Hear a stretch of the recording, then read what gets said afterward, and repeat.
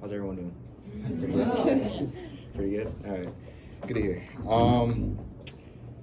I guess let's start. Firstly, let me ask you all a question.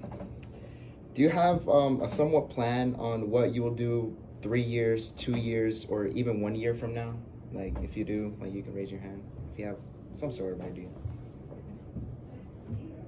All right. Okay. Well, if you raise your hand, I'm very jealous of you right now, because I can barely even decide half the time back home, like, what I'm gonna eat the next day. So, well, if you raise your hand, oh, sorry. Now, I want you to remember this question, as it will be really important later on. So just keep it in mind. All right. And now our story begins about 16 years ago. At this time, my mom is about 20 years old and my dad probably about 23. And of course, they made this at that time. Clearly, this is a pretty young age to have a child. They both live with my grandma, which was my mom's mom, and were still yet to get on their feet and out in the world. My dad switched jobs multiple times, and my mom was working at Taco Bell at the time. And so clearly they still had a long way to go, which also having, a kid. Unfortunately, with that stress of being young parents and just overall not getting along and just having those difficulties in life, 24/7, they eventually broke up when I was about 3 years old.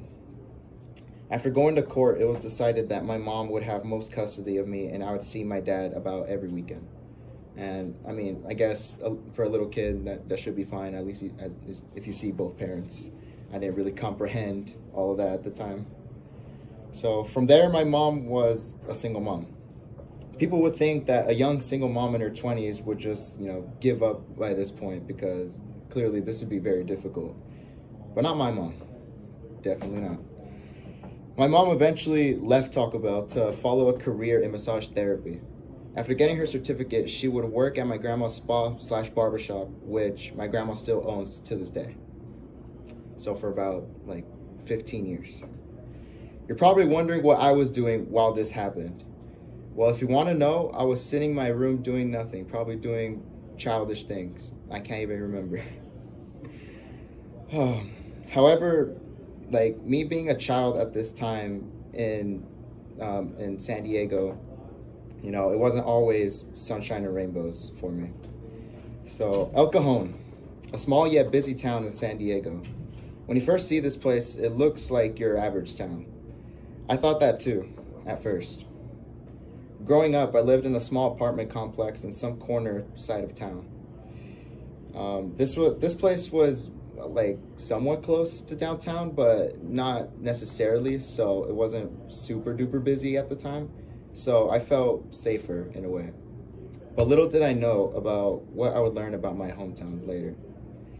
Little did I know that I could have been that little girl that got stabbed by a random person outside my apartment complex. True story. Luckily, I was still a child and I wasn't allowed outside much, so I just continued watching SpongeBob and trying to be Spider-Man as this all happened. Fast forward a couple years and I moved to Lakeside, which is north of El Cajon. Also, I started to become a teenager. I know, gross.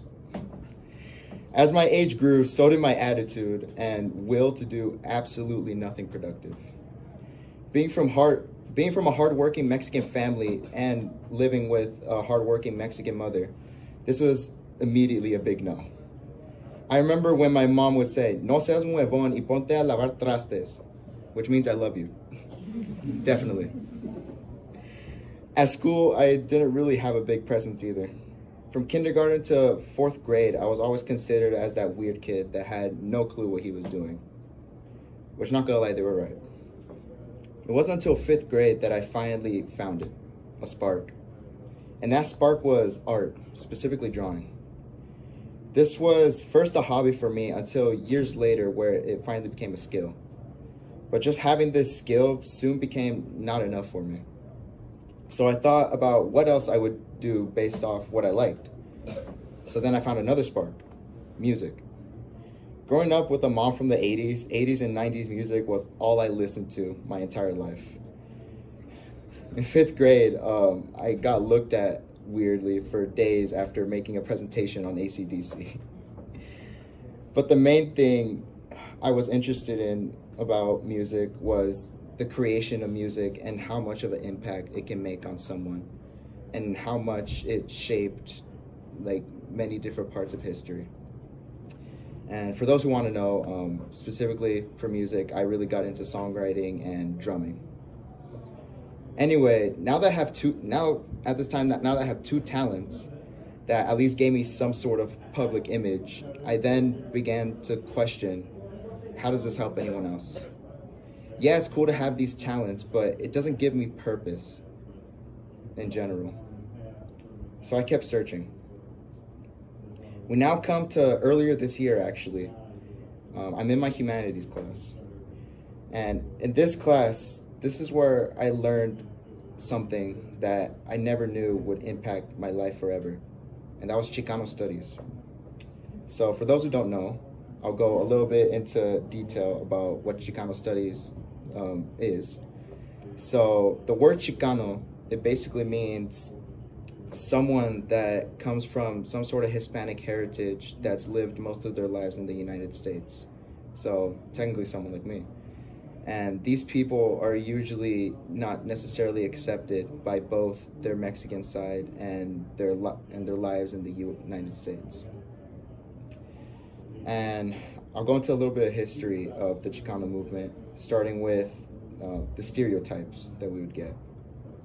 I'm sure many people have heard many stereotypes that my people get, either us being criminals, us being overall just bad people, us being rapists, us being drug lords, us being just an illness to this country. This movement basically fought back against everything that we've been told our entire lives. So now we go into the creation and the foundation of the movement, which is started in Chicano Park, which is in downtown San Diego. During the lessons of Chicano studies that I went through, I actually visited Chicano Park, and I got to meet some leaders, some OG leaders that were in this movement, and it really impacted me as a person, and they really shaped up like my mentality on what my community should be instead of what it actually is. So now we go into how I took the word Chicano. Originally, I just thought of myself as just Mexican American. That was the most basic term I could think of. And then I feel like the word Chicano for me was such a powerful word because it basically described the struggles that my people go through almost every day. And it made me realize and reflect on my past community in El Cajon, and how even though I moved out of that city, it's never changed. It's still the same place that I would see multiple days of in the week, whether it be, someone else getting really hurt, someone else like going through issues with racism, someone else being judged, maybe even police brutality being put in there. It really made me reflect on what should be changed. So yeah, that later on I finally embraced the word Chicano, and now I accepted it as a big word that describes me as a person, and a word that shapes who I want to be, and the leader I hope to become eventually. So now we go to today, actually. Now that I think back, I always think about, wow, I really was a nobody at first. Mentally, like mentally, I just didn't have an identity for myself. Whenever people would ask me like, "Who are you?" I would give them a very basic answer, because I couldn't give them a complex answer because I didn't know who I was.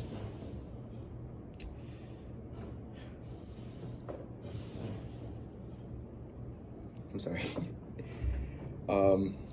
So throughout these experiences, I finally come to the conclusion, like some sort of conclusion of what I care about most in my life. And now that I found myself, I start thinking about my future and the future of my community. So after these experiences, I started thinking back to that question I asked you all. What will you do after, maybe next year, maybe in a couple years from now? What do you want to do? And my answer to that, I don't know. And who knows? I might not know in a week, a month. I might not know in a couple years. But what I do know for sure is that I will keep on taking risks and taking challenges. I will be that different person instead of being that person that would sit in his room and hide himself from the world. Instead, I want to be that person that takes, that does new things, such as joining a summer program. Because, believe it or not, when I first got accepted, it's the most proud I've ever seen my mom, ever. And I finally felt like I've done something in my life.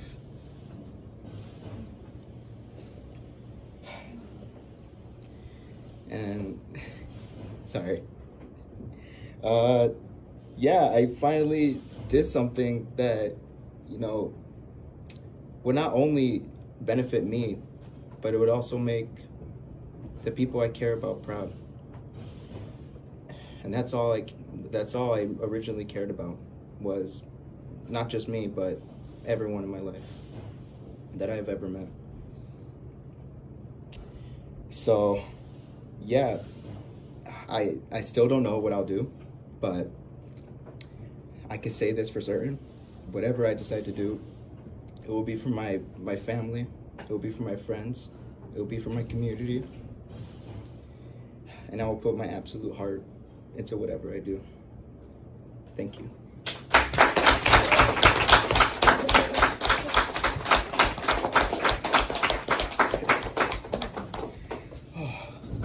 That's it. Oh. Does anybody from Donaven have any questions for Donaven or any of the young people about what they've been doing or where they're from? If not, it's totally fine.